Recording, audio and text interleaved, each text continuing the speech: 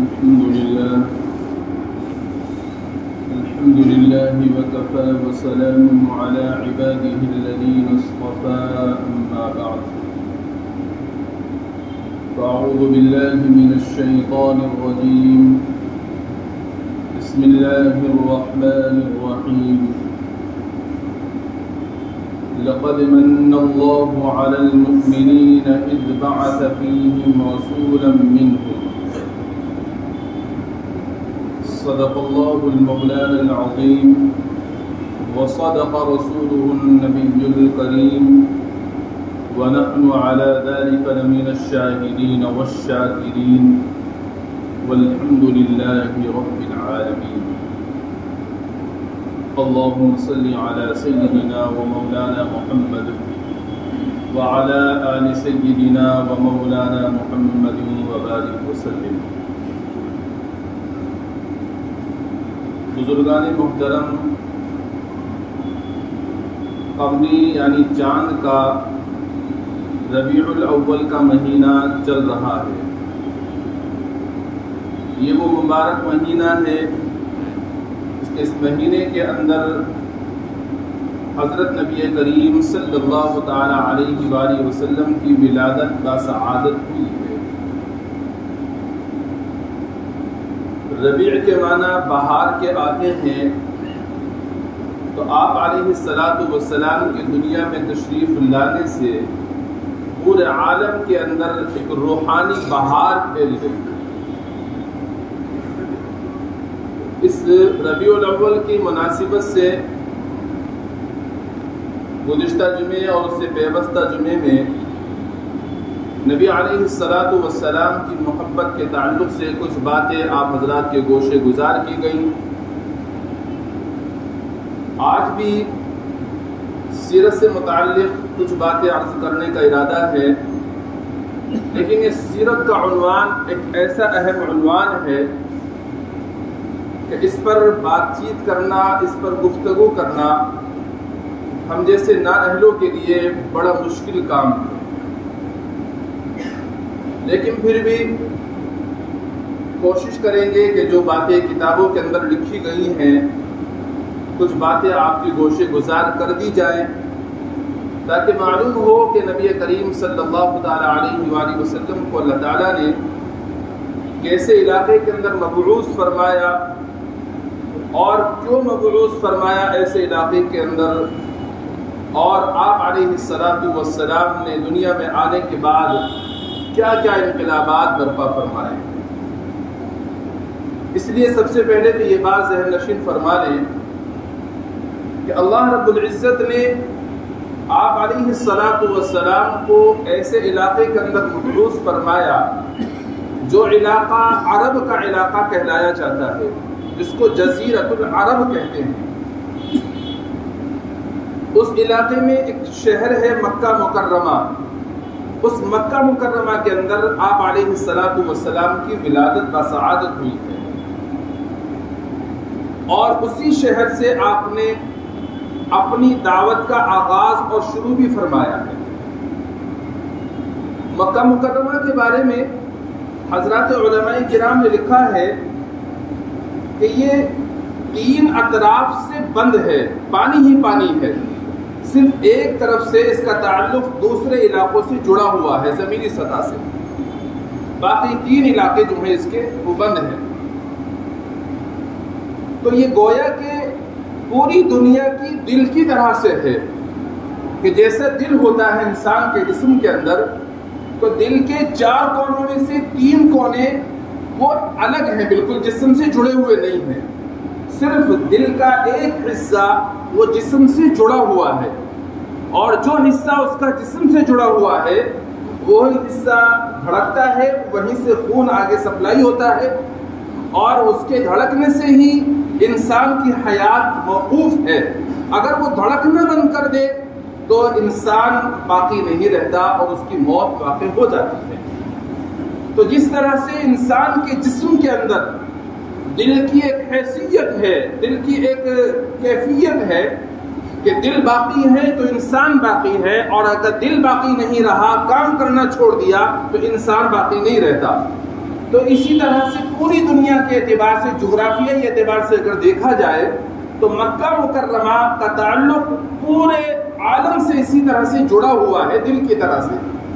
اگر یہ مکہ مکرمہ باقی ہے تو پوری دنیا باقی ہے، اگر یہ مکہ مکرمہ ختم ہو جائے گا تو پوری دنیا ہی ختم ہو جائے گی، کیونکہ دل ختم تو انسان ختم، اور مکہ مکرمہ ختم تو پوری دنیا کی سرزمین ختم ہو جائے گی۔ یہ علماء نے ایک بات اس تعلق سے لکھی۔ دوسری بات، حضرت نبی کریم صلی اللہ تعالی علیہ وآلہ وسلم کو اللہ رب العزت نے جزیرۃ العرب کے اندر بھیجا ہے، جس کو آج سعودی عرب کہا جاتا ہے، اس کو جزیرۃ العرب کہا جاتا تھا۔ یہ جزیرۃ العرب یہ ایسا علاقہ تھا کہ اس علاقے کے اندر نہ تو پانی ہے، خشکی ہی خشکی ہے، نہ سبزہ ہے، صرف اور سوکھا ہی سوکھا ہے۔ اس لیے جو اس زمانے کی بڑی بڑی حکومتیں تھیں، ان حکومتوں کا جزیرۃ العرب سے کوئی خاص تعلق اور ربط نہیں تھا۔ بس وہ لوگ اپنی ایک زندگی گزارا کرتے تھے، ان کے یہاں کوئی قانون نام کی چیز نہیں تھی۔ بس یہ سمجھ لیجئے گا، جس کی لاٹھی اس کی بھینس والا حساب تھا، جس کی پاور ہے، جو طاقتور ہے، بس اس کا حکم چلتا تھا۔ اور عالم یہ تھا کہ وہاں پر کوئی پڑھا لکھا آدمی نہیں تھا، بالکل بھی جہالت بالکل عام تھی، اور وہ لکھنے کو ایک مایوس سمجھا کرتے تھے۔ ان کے یہاں لکھنا عیب تھا، لکھا نہیں کرتے تھے، بلکہ عالم یہ تھا ان کے یہاں پر چونکہ لکھنے کا دستور نہیں، لکھنے کا رواج نہیں ہے، تو انہوں نے اپنا مزاج اس طرح کا بنایا ہوا تھا، فطرت اس طرح بنائی ہوئی تھی کہ وہ ہر بات کو زبانی یاد رکھتے تھے، اور جو آدمی جس طرف اپنے آپ کو ڈھال لیتا ہے، وہ جس چیز پر زیادہ محنت کر لیتا ہے، وہ اسی میں پھر مہارت بھی حاصل کر لیتا ہے۔ چنانچہ انہوں نے زبانی یاد کرنے میں مہارت حاصل کی، اور زبانی چیزوں کو یاد کرنے میں اتنے ماہر ہو گئے کہ وہ ہزار ہزار اشعار عربی کے اندر وہ زبانی یاد رکھا کرتے تھے۔ چنانچہ جب میلے وغیرہ لگا کرتے تھے تو ان میلوں کے اندر وہ یعنی ان اشعاروں کو زبانی ہزار ہزار اشعار ایسے ہی سنا دیا کرتے تھے۔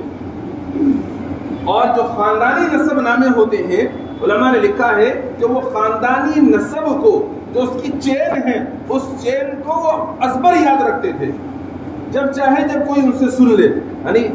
باپ کا نام کیا ہے، اس کے باپ کا نام، دادا کا، پردادا کا، سکڑ دادا کا، 20 پشتوں تک وہ آسانی کے ساتھ میں سب کچھ یاد رکھا کرتے تھے۔ اور تو اور لکھا ہے کتابوں کے اندر، وہ گھوڑوں کے بھی شجرہ یاد رکھتے تھے کہ یہ گھوڑا ہمارے پاس میں ہے، ہم نے کس سے خریدا ہے، اس نے کس سے خریدا تھا، اس نے اس سے پہلے کس سے خریدا تھا، گھوڑوں تک کا شجرہ وہ زبانی یاد رکھا تھا۔ تو زبانی یاد رکھنے میں اتنی مہارت حاصل تھی ان لوگوں کو۔ جہالت کا عالم یہ تھا ان کا کہ قانون نام کی تو کوئی چیز نہیں تھی ان کے یہاں پر، اور اگر کوئی شخص جو کہہ دے تو بس وہ اس پر اٹل تھا۔ یہاں تک کہ اتنی بڑی جہالت تھی کہ میلہ لگا کرتا تھا عکاظ کا۔ ایک مرتبہ عکاظ کے میلے میں کوئی شخص اپنا پیر پھیلا کر بیٹھ گیا، اور پیر پھیلا کر بیٹھنے کے بعد اس نے کہا جس کے اندر ہمت ہو اسے پیر کو ہٹا کے دکھلاؤ۔ کوئی شخص کھڑا ہوا، اس نے تلوار سے اس کے پیر پر وار کیا، دونوں کے درمیان لڑائی ہوئی، اور پشت ہاتھ پشت کی پھر لڑائی چلتی رہی۔ سارا سال تک یہ لڑائی چلی، لڑائی ختم نہیں۔ اس طرح سے ان کے درمیان میں آپس میں لڑائیاں ہوتی تھی، معمولی باتوں پر۔ اور اس طرح کے وہ لوگ تھے کہ انہوں نے جو کہہ دیا بس کہہ دیا، اٹل۔ اور علماء نے لکھا ہے کہ ان کے یہاں یہ سمجھ لیجیے گا، ہاں تھی یا نہ تھی، بیچ کی کوئی چیز ان کے یہاں نہیں تھی۔ ہمارے یہاں ظلم الیقین ہے، ہم لوگ تو کبھی ادھر پھسل گئے کبھی ادھر پھسل گئے، ان کے یہاں ایسا نہیں تھا، یا تو ہاں یا نہ، اس طرح کے لوگ تھے۔ اور جہالت اتنی زیادہ کوٹ کوٹ کر ان کے یہاں بھری ہوئی تھی کہ جب باپ کا انتقال ہوتا تھا تو باپ کے انتقال کے بعد میں وراثت لڑکوں میں تقسیم ہوتی تھی، تو ماں بھی لڑکوں میں تقسیم ہو جاتی تھی، اور پھر جس لڑکے کے حصے میں ماں آتی تھی وہ اس کو اپنی بیوی بنا کر رکھا کرتا تھا۔ اور لڑکی کو وہ اپنے یہاں برداشت ہی نہیں کرتے تھے، اس کا نام سننا بھی گوارا نہیں کرتے تھے۔ اگر ان کو پتہ لگ جائے کہ لڑکی ہوئی ہے تو ان کی پیشانیوں پر بل آ جاتے تھے اور ان کا چہرے کا رنگ بدل جاتا تھا، اور کتنے لوگ تو اپنی بچیوں کو زندہ زمین کے اندر دفن کر دیا کرتے تھے۔ ایسی جہالت ان لوگوں کے اندر کوٹ کوٹ کر بھری ہوئی۔ ایسے لوگوں کے درمیان میں اللہ رب العزت نے نبی آخر الزماں حضرت محمد مصطفیٰ صلی اللہ تعالی علیہ وآلہ وسلم کو مبعوث فرمایا۔ کیا حکمت ہے اس میں اللہ کی؟ اللہ تبارک و تعالی نے کیوں ان لوگوں کے درمیان میں بھیجا؟ پوری سرزمین بھری ہوئی تھی، پڑی ہوئی تھی، جہاں پر خوشحالی ہے، جہاں پانی ہے، جہاں ہریالی ہے، جہاں تمدن ہے، تہذیب یافتہ لوگ رہتے ہیں۔ اللہ تبارک و تعالی چاہتے تو ایسی سرزمین میں بھی آخری نبی کو مبعوث فرما دیتے، لیکن اللہ رب العزت نے ایسی زمین کا انتخاب کیا جہاں کے لوگ سخت مزاج ہیں، جہاں پانی نہیں ہے، جہاں خشکی ہے، جہاں ہریالی نہیں ہے، سوکھا ہے، اور جن لوگوں میں تعلیم نہیں ہے، جن لوگوں کے اندر جہالت ہی جہالت کوٹ کوٹ کر بھری ہوئی ہے، جہاں قانون نام کی کوئی چیز نہیں ہے، ایسے لوگوں میں اللہ رب العزت نے کیوں مبعوث فرمایا؟ علماء کرام نے اس کی وجوہات اور حکمتیں لکھی ہیں۔ حکمت لکھی کہ حکمت تو اس میں یہ ہے کہ وہ لوگ اس طرح کے تھے کہ ان کے یہاں نہ کسی چیز میں نہیں، نہ تھی یا ہاں تھی، درمیان کی کوئی چیز ان کے یہاں نہیں تھی۔ اور یہی وجہ ہے کہ جب بہت سے صحابہ کرام ایمان میں داخل ہوئے تو ان کا کہنا یہ تھا کہ اللہ کے نبی صلی اللہ علیہ وسلم ایمان لانے سے پہلے سب سے زیادہ نفرت ہمیں آپ کے خیمے سے تھی، لیکن جب ایمان میں داخل ہو گئے تو آج سب سے زیادہ محبت ہمیں آپ ہی کے خیمے سے ہے۔ اللہ تبارک و تعالیٰ نے ایسے لوگوں میں سے مبعوث فرمایا کہ یہ ہر دھرم قسم کے لوگ ہیں، ضدی لوگ ہیں، اگر یہ لوگ ایمان میں داخل ہو گئے تو ان کے ذریعے سے پوری دنیا میں دعوت کا پھیلنا، ایمان کا پھیلنا آسان ہو جائے گا۔ دوسری حکمت بیان فرمائی کہ وہ علاقہ ایسا علاقہ تھا، پانی نہیں تھی، وہاں پر سوکھا تھا اور ہریالی نام کی کوئی چیز نہیں تھی۔ اللہ رب العزت نے ایسے علاقے کے اندر مبعوث فرمایا کہ جب ایسے علاقے کے لوگ ایمان میں داخل ہو جائیں گے تو اب جو لوگ خوشحال علاقوں کے اندر رہتے ہیں، وہاں پل بڑھ رہے ہیں، ان کے لیے ایمان میں داخل ہونا آسان ہو جائے گا کہ جب اتنے سخت لوگوں نے نبی کی بات کو مان لیا، ایک شخص کے پیغام کو قبول کر لیا، تو ہمیں تو بدرجہ اولا اس کے پیغام کو قبول کرنا چاہیے۔ دوسری حکمت یہ بیان فرمائی۔ تو اس طرح سے بہت سی حکمتیں علماء کرام نے لکھی ہیں کتابوں کے اندر، ایک دو حکمت میں نے آپ کو بتا دی ہیں۔ تو ایسے علاقے کے اندر اللہ رب العزت نے نبی علیہ السلام کو مبعوث فرمایا ہے، اور جس زمانے میں اللہ تعالیٰ نے آپ کو مبعوث فرمایا وہ زمانہ ایسا ہے کہ اس زمانے کے اندر تاریخ کو محفوظ کرنے کا مزاج تھا، لوگ باتوں کو یاد رکھتے تھے۔ اس سے پہلے اگر آپ اٹھا کر دیکھیں گے تاریخ کو تو جتنے بھی انبیاء علیہ السلام دنیا میں تشریف لائے ہیں، ان کے حالات زندگی آپ کو کسی کتاب کے اندر اس طرح سے محفوظ نہیں ملیں گے جیسے آقا نامدار حضرت محمد مصطفیٰ صلی اللہ تعالی علیہ وآلہ وسلم کے حالات زندگی آپ کو لکھے ہوئے ملیں گے۔ آپ علیہ السلام کی بچپن سے لے کر اور آپ کے دنیا سے تشریف دنیا سے تشریف لے جانے تک ایک ایک چیز کتابوں کے اندر محفوظ ہے، ایک ایک چیز لکھی ہوئی ہے۔ آپ غور فرمائیں کہ ہمارے یہاں مزاج یہ ہے کہ گھر کے اندر کوئی جب گفتگو ہوتی ہے، کوئی بات چیت ہوتی ہے تو بیوی بھی شوہر سے کہہ دیتی ہے، شوہر بھی بیوی سے کہہ دیتا ہے یہ میاں بیوی کی باتیں ہیں، اس کو باہر نقل مت کرنا، اچھی بات نہیں ہے باہر بتانا۔ اور بچوں کو بھی ہدایت کر دی جاتی ہے، بیٹے جو تم گھر میں دیکھ رہے ہو نا اس کو گھر میں ہی رکھنا، باہر مت بتانا یہ سب باتیں۔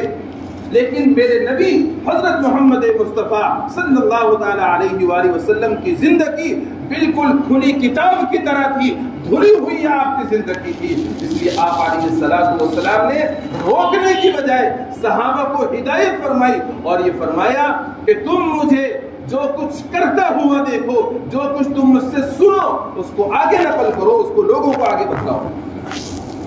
آپ نے اپنی بیویوں کو بھی یہی ہدایت دی ہوئی تھی، دو کچھ تم مجھے گھر میں کرتا ہوا دیکھو، وہ اور بیویوں کو بتاؤ، ان کو بتاؤ میں گھر میں کس طرح سے رہتا ہوں، تمہارے ساتھ میں میرے معاملات کیا۔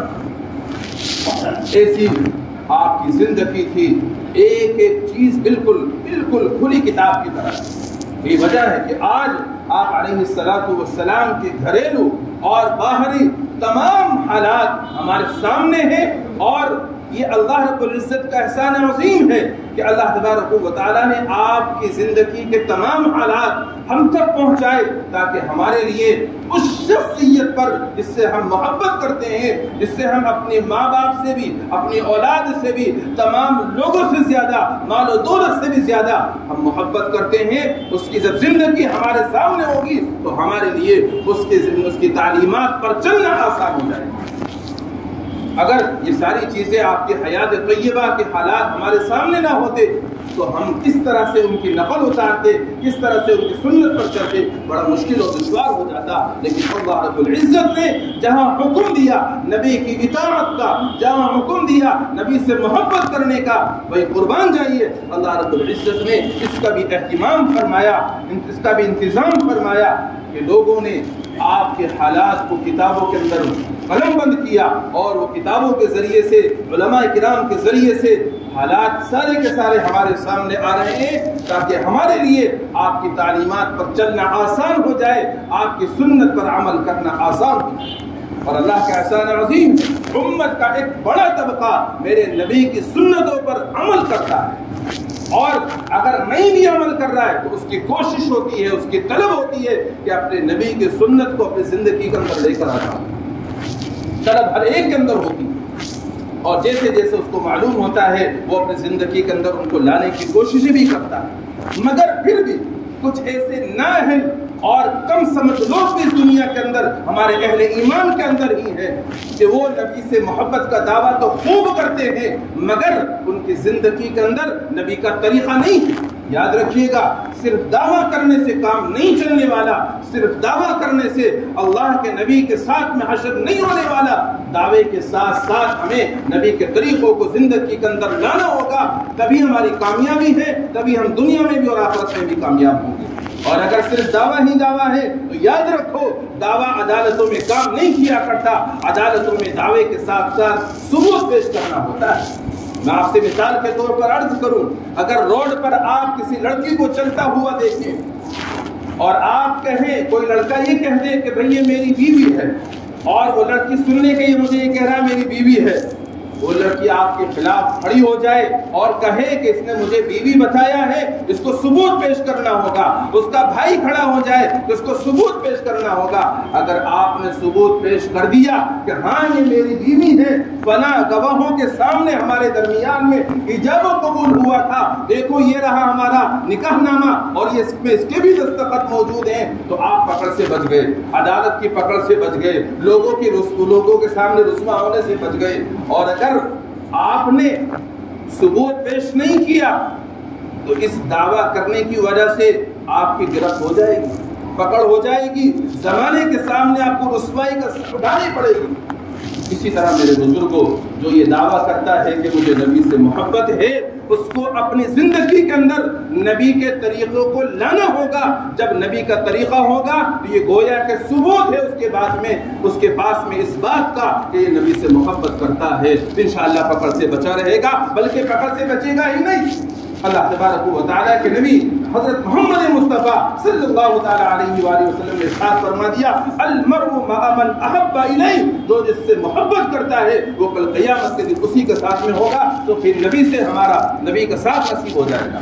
اور اگر صرف دعویٰ ہی دعویٰ ہے، نبی کا طریقہ زندگی کے اندر نہیں ہے، تو یاد رکھو پکڑ ہو جائے گی،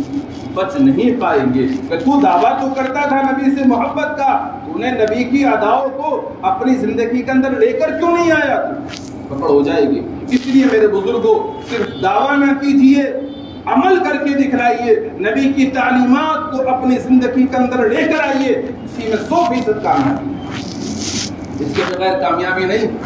जुलूस कल निकला, आपने देखा होगा उसमें बहुत से लोगों ने मुशाहिदा किया होगा कि लोग उसमें नारेबाजी कर रहे थे, उन्हें नबी का सही से नाम लेने की तमीज नहीं है, वो नबी का नाम ले रहे थे, उन्हें पूरा नाम लेना नहीं आता। लेकिन आप वो नारे लगाने वालों को देखेंगे, चेहरे पे नबी की सुन्नत नहीं है और डीजे बजाया जा रहा है। कितने इलाकों से ऐसी तस्वीरें, ऐसी वीडियो आई हैं, उनमें गाने बजाए गए, म्यूजिक बजाए गए। क्या यही मेरे नबी की तालीमात थी? क्या यही तालीम मेरे नबी ने दी है? यही इसी चीज का नाम मोहब्बत है। अगर तुम्हें नबी से मोहब्बत है तो नबी की पैदाइश की खुशी सिर्फ एक दिन नहीं होनी चाहिए, बल्कि रोजाना और तुम्हारी जिंदगी के एक एक लम्हे में नबी की तालीमात होनी चाहिए, और यही नबी की पैदाइश की खुशी का इजहार है। लेकिन कम समझ लोग हैं, समझ नहीं है। अगर समझाएं तो ये कह देते हैं ये तो नबी के गुस्ताख हैं, अगर समझाएं तो कह देते हैं ये तो नबी से मोहब्बत नहीं करते, इनको तो नबी के आने से नफरत, इसलिए समझा भी नहीं सकते खुल करके। लेकिन बहरहाल हमारी जिम्मेदारी है, आप हमसे मोहब्बत करते हैं, आप हमसे ताल्लुक रखते हैं, हमारी जिम्मेदारी है कि सही बात आप तक पहुंचाएं। अब जो हुआ सो हुआ, आइंदा ख्याल रखिएगा, सिर्फ नबी की आमद पर एक दिन खुशी मत मनाइए 12 रबीउल अव्वल ही को, बल्कि नबी की आमद पर आप रोजाना खुशी मनाइए और उस खुशी का इजहार इस तरह कीजिए कि नबी की सीरत को अपनी जिंदगी के अंदर लेकर आइए, नबी की तालीमात को अपनी जिंदगी के अंदर लेकर आइए। इसी में मेरे बुजुर्ग 100% कामयाब। लेकिन अफसोस है, क्या कहा जाए, समझाते बहुत हैं लेकिन बहुत से लोगों की समझ में आता है, बहुत से की समझ में भी नहीं आता। एक शख्स मैंने कल कसदन देखा, वरना मैं देखता नहीं हूँ, मैंने कल कसदन उस जुलूस को देखा, मैं आज बता रहा हूँ, मैं देखता नहीं था इस तरह की चीज, कल कसदन देखा। मैं कहा देखूं तो क्या क्या होता है। एक शख्स तो ऐसे बैठा हुआ है छोटे हाथी के ऊपर, उसके पैर लटके हुए हैं नीचे की जानिब और उस पर बैनर लगा हुआ है जिस पर लब्बैक या रसूल अल्लाह लिखा हुआ है, जिस पर नबी अलैहिस्सलातु वस्सलाम का नाम लिखा हुआ है, जिस पर कलिमा लिखा हुआ है। लेकिन वो बेचारा नासमझ है, उसके चेहरे पर दाढ़ी नहीं है, उसके सर पर टोपी नहीं है, उसके जिस्म पर जो कपड़े हैं वो कपड़े भी शुरफा का लिबास नहीं है। वो बैठा हुआ है, बस नारे लगा रहा है, उसको यही नहीं पता कि मैं नबी के नाम की कितनी बड़ी गुस्ताखी कर रहा हूँ, कितनी बड़ी बेअदबी कर रहा हूँ, उसको मालूम ही नहीं। दिल तो चाह रहा था कि उसकी वीडियो बनाकर आपको दिखला दूं, मगर फिर मैंने मुनासिब नहीं समझा कि बस आपसे सिर्फ बात ही कर लूंगा, गुफ्तगू ही कर लूंगा, वीडियो सबूत दिखाना मुनासिब नहीं है। आप तो बात पर यकीन करते हैं और जिन्होंने देखा है उन्होंने अपनी आंखों से देखा भी होगा। बहरहाल मेरे बुजुर्गों, समझाना मकसद मुझे यही है कि असल कामयाबी इसी में है और असल खुशी नबी की आमद की यही है कि नबी की तालीमात को अपनी ज़िंदगी के अंदर लेकर नबी की सुन्नतों पर चलिए, नबी की तालीमात को अपनी ज़िंदगी में लाएंगे, नबी की सुन्नतों को इख्तियार करेंगे तो आप जो ज़बान से दावा कर रहे हैं मोहब्बत का, सबूत भी हमें मिल जाएगा, अल्लाह को सबूत मिल जाएगा। जब सबूत होगा तो सबूत पर ही अदालतों में फैसले होते हैं। कल जब अल्लाह की अदालत लगेगी इंशाअल्लाह नबी के साथ में हश्र होगा। कौन कौन चाहता है कि मेरा नबी के साथ में हश्र हो? सब चाहते हैं। अगर सब चाहते हैं, आज ही इस मजलिस के अंदर, आज ही इस मुबारक जगह के अंदर अल्लाह की बारगाह में इरादा कर लो, नियत कर लो कि हम नबी की सुन्नतों को जिंदगी के अंदर लेकर आएंगे इंशाअल्लाह। नबी अलैहिस्सलातु वस्सलाम की सीरत पढ़ने के लिए किताब आती है उसवा-ए रसूल अकरम, डॉक्टर अब्दुल हई साहब की लिखी हुई किताब है जो मौलाना अशरफ अली थानवी नव्वरल्लाहु मरक़दहू के खलीफा थे। आप उस किताब को लीजिए, उसको पढ़िए और उसमें नबी का जो तरीका बयान किया गया, किस किस तरीके से खाते थे, किस तरह पीते थे, किस तरह चलते थे, किस तरह मस्जिद में दाखिल होते थे, बीवी के साथ में किस तरह बर्ताव था, बच्चों के साथ में किस तरह पेश आते थे, अगर तिजारत की किस तरह से की है, लोगों को अगर उधार दिया तो उसमें क्या आपने सलूक किया, लोगों से उधार लिया तो किस तरह से लिया, सारी चीजें आपको उसके अंदर मिलेंगी मोटी मोटी। जब आप उसको पढ़ेंगे, पढ़ने के बाद में आप उस पर अमल करेंगे, मेरे बुजुर्गों, आपके अंदर इंशाअल्लाह नबी का तरीका आएगा। और जब नबी का तरीका आपकी जिंदगी के अंदर आ जाएगा तो हम समझेंगे कि आप हकीकत में नबी से मोहब्बत करने वाले और नबी की आमद पर आप खुश होने वाले हैं। अल्लाह मुझे भी और आपको भी, हर एक उम्मती को हजरत नबी करीम सल्लल्लाहु तआला अलैहि वसल्लम की तालीमात के मुताबिक जिंदगी गुजारने की तौफीक अता फरमाए। سنت کے خلاف جو باتیں ہماری زندگیوں کے اندر آ گئی ہیں، اللہ تعالیٰ اپنے فضل سے ان سب کا خاتمہ فرما، ہم سب کی اصلاح فرما دے، آپس میں پیار محبت الفت پیدا فرما۔ تو آخر دعوانا الحمدللہ رب العالمین۔